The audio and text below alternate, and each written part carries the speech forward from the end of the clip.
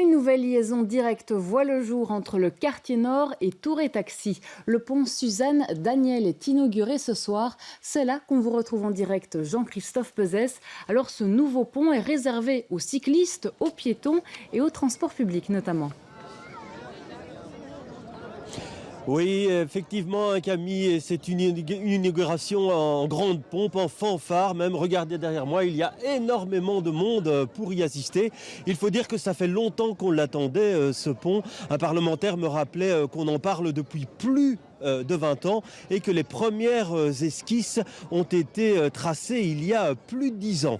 Alors c'est un pont de 200 mètres de long et il est divisé en deux parties. Celle sur laquelle je me trouve, ce sont les cyclistes, les bus et les taxis qui pourront l'emprunter.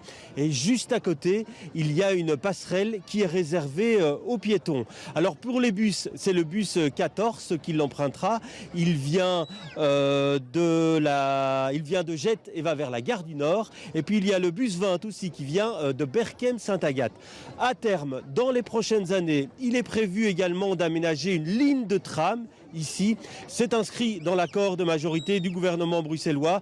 Mais la ministre Elke van den Brandt l'avoue, il faudra attendre la prochaine législature pour que ce projet ait une chance de se concrétiser. Donc voilà, pour l'inauguration, il est accessible aujourd'hui pour les visiteurs qui veulent le voir, mais dès demain, les bus pourront l'emprunter. C'est un investissement très important, hein, presque 9,5 millions d'euros, et il a été financé par Belliris.